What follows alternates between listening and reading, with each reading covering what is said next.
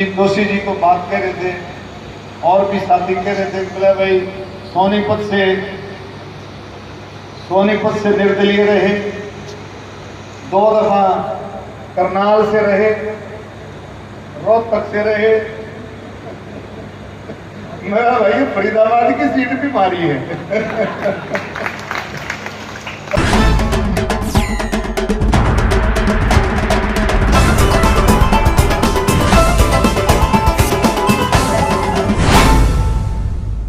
आप सारे विद्वान हैं, सारी बातों को समझते हैं। जिस तरह से प्रोफेसर साहब बता रहे थे, संदीप जी बता रहे थे कि हम सबको इस बात का ज्ञान है कि आज़ादी, देश को आज़ाद कराने में कितना आपका योगदान रहा और देश की आज़ादी को बरकरार रखने में कितना आपका योगदान रहा, ये सब हम जानते हैं। लेकिन बहुत अच्छे तरीके से आप और हम सब ने मिलकर के समाज को आगे बढ़ाने के लिए सबने मिलकर काम किया है। और इसी तरह से मैं तो कहूँगा कि भी राजनीतिक ताकत तभी बढ़ सकती है जब हम औरों को भी साथ लें। औरों को साथ लेंगे, क्योंकि ब्राह्मण कभी जातिवादी नहीं रहा। लेकिन सबसे ज़्यादा बात ये आती है, आपने देखा कि कई बार ऐसी बातें आती हैं कि ब्राह्मणों को पिन पॉइंट किया जाता है, लेकिन ब्राह्मण कभी जातिवादी नहीं रहा। आज जो देश का हाल है, देश के हालात हैं, उन हालातों में बहुत मजबूती के साथ आप लोगों को मिलके, दूसरों को साथ जोड़ करके, आप लोगों को, अपने साथियों को जो समाज सेवक हैं, राजनीति में हैं, उनको आपको आगे बढ़ाना चाहिए मिल करके। और एक और मैं बात कहूँगा कि भगवान परशुराम जी का जो जन्मोत्सव है, हम लगभग 1 महीना मनाते हैं और देश के कोने कोने में अब तो इतना जोश लोगों में रहने लगा है कि हर जगह अक्षय तृतीया पर आप देखें, हर जगह देश के पूरे देश के कोने कोने में भगवान परशुराम जी का जन्मोत्सव मनाया गया। और अब की बार मुझे मौका मिला, मैं इस अक्षय तृतीया पर जाना पाओ, जो सब जगह जाना पाओ, ये है इंदौर से 55 किलोमीटर है, जहाँ पर ये प्रूव हुआ है, शोध पीठ ने ये प्रूव किया है, भगवान परशुराम जी की जन्मस्थली जाना पाओ। वो उस प्रोग्राम में मैं गया था।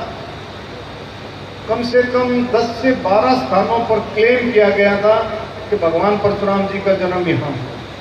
कुछ उत्तराखंड की जगह थी, कुछ हिमाचल की थी, कुछ मध्य प्रदेश की, लेकिन वो शोध पीठ उत्तर प्रदेश सरकार की मदद से, कुछ उसमें वाइस चांसलर शामिल थे, बड़े बड़े विद्वान शामिल थे, एक्स वाइस चांसलर, कुछ साइंटिस्ट थे, और सबने मिलकर के करीब 30 साल उस पर अध्ययन करने के बाद, हर जगह के प्रमाण लेने के बाद ये पाया कि इंदौर के पास जाना पाओ जो है वो भगवान परशुराम जी की जन्मस्थली है। बहुत ही ये इंटरेस्टिंग है, बहुत ज़्यादा। इन बातों को हमारे को जानना चाहिए।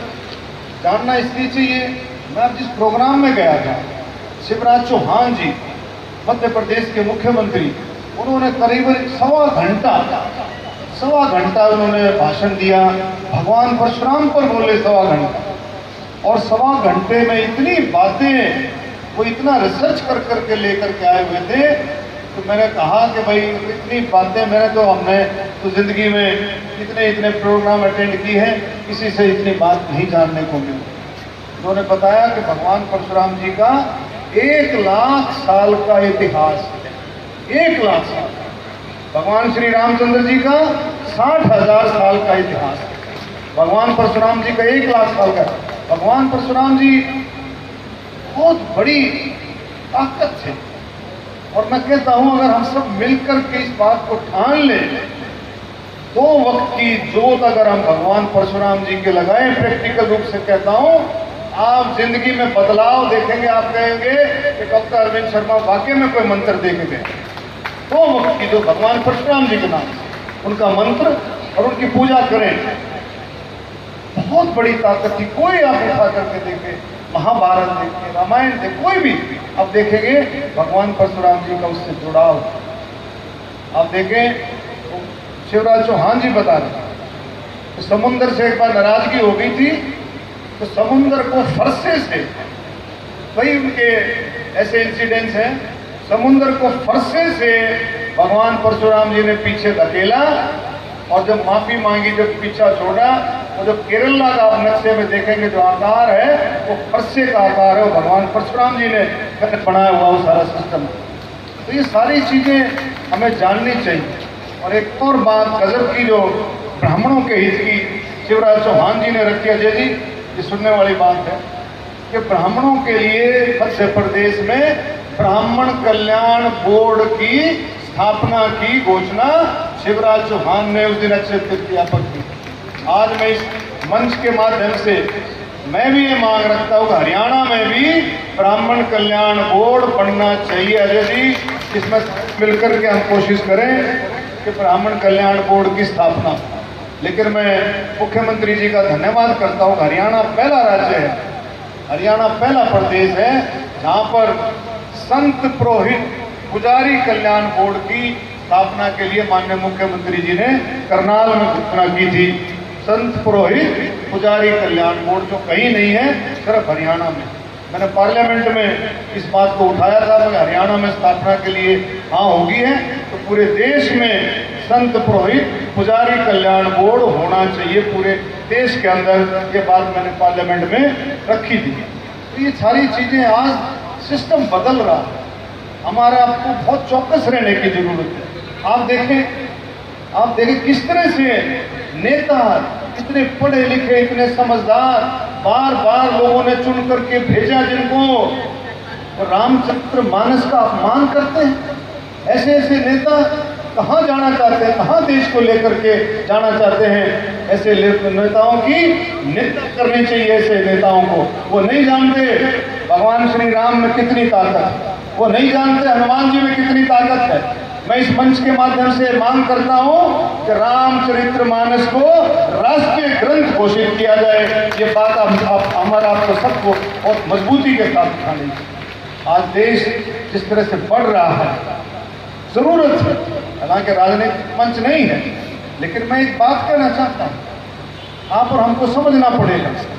आज देश को जरूरत है, आज देश को जरूरत है मोदी जी के नेतृत्व की जरूरत है। आप देखें चारों तरफ अगर आप देखेंगे, यूपी में देखें किस तरह से गुंडा राज था, किस तरह से माफियाओं का राज था। अभी भी बता रहे हैं कि 240 जो उसके अतीत के उनके ग्रुप के थे, असद के ग्रुप के 240 जो है बिल्कुल मानव बम जो है वो घूम रहे हैं। तो क्या कहाँ आप देखेंगे किस तरह से जिस तरह सारा काम आज तक उसकी FIR तक उसकी लॉन्च नहीं हुई थी, ये अगर काम हुआ तो भारतीय जनता पार्टी के राज में, योगी जी के राज में काम हुआ। ये चीजें हमारे को बहुत गहरी चीजें हैं, हमारा आपको बहुत गहराई से इन चीजों को समझना पड़ेगा। आज देश को जरूरत है भारतीय जनता पार्टी के नेतृत्व की, मोदी जी के नेतृत्व की। हम सब मिलकर के इस डायरेक्शन में भी सारे मिलकर काम करें। और बाकी आप लोगों को बहुत बहुत शुभकामनाएं भी, बधाई भी देता हूं। नौजवान साथियों को मैं एक ही संदेश दूंगा, भाई बहुत सारी केंद्र सरकार की, हरियाणा सरकार की स्कीमें हैं, उनका लाभ उठाएं। बहुत सारी स्कीमें हैं, उसमें कई तरह के लोन की भी स्कीमें हैं। और भाई कम से कम अजय जी बताएंगे, कम से कम 50,000 नौकरियां आने वाले समय में बहुत जल्दी हरियाणा सरकार देने जा रही है। और इसमें आप लोगों का बहुत फायदा। मैं तो अपने सभी साथियों को जो मिलने आता है उसको कहता हूँ, भाई अब ऐसा काम है जो भाई पन्ने पलट लेगा 5-7 बार, अपनी किताब को पढ़ लेगा, ध्यान करेगा, कंपटीशन की थोड़ी सी तैयारी करेगा, उसको 100% उसको नौकरी मिलेगी, इसमें कोई दो राय नहीं। और थोड़ा सा ध्यान रख करके मजबूती से आप लोग जो है आगे बढ़ें। बहुत सारी बातें जो हैं सरकार जो है हर तबके के लिए, हर तबके के लिए, गरीब के लिए, किसान, मजदूर, खेती और मजदूर, दलित, बैकवर्ड, नौजवान, कर्मचारी, व्यापारी, हमारी महिलाएं, बुजुर्ग, स्वतंत्रता सेनानी, शहीदों के लिए, हर तबके के लिए, खिलाड़ियों के लिए, सबके लिए कुछ न कुछ सरकार ने ऐसी योजनाएं दी हैं कि देश आगे बढ़े, विकास के रास्ते पर और तेजी से चले। मैं जो संदीप जोशी जी को बात कह रहे थे और भी साथी कह रहे थे बोले भाई सोनीपत से निर्दलीय रहे, 2 दफा करनाल से रहे, रोहतक से रहे। मेरा भाई फरीदाबाद की सीट भी मारी है। मतलब समझ गए ना। तो ये सारी चीजें बहुत गहरी चीजें हैं, इनको भी बहुत मजबूती के साथ समझ करके इनको चलना है। किसकी है? जो समाज सेवक है, पार्टी की, भारतीय जनता पार्टी की सीट। इन्हीं शब्दों के साथ में फिर से प्रोफेसर कवि के शर्मा जी का तहे दिल से मैं धन्यवाद करता हूँ। उनका जोश, उनका प्यार प्रेम, भगवान परशुराम जी के प्रति उनकी श्रद्धा, उनका विश्वास वो इसी तरह से बना रहे। हर साल मेरा कल कोविड में भी मेरा कल प्रोफेसर साहब ने जरूर अपने 5-7 लोगों को बुला करके, क्योंकि मुझे फ़ोन किया था, तब भी भगवान परशुराम जयंती पर इन्होंने कुछ न कुछ हल्का फुल्का प्रोग्राम जरूर किया। और सारे साथी ऐसे मंच पे बैठे हैं, उन सभी साथियों का मैं तहे दिल से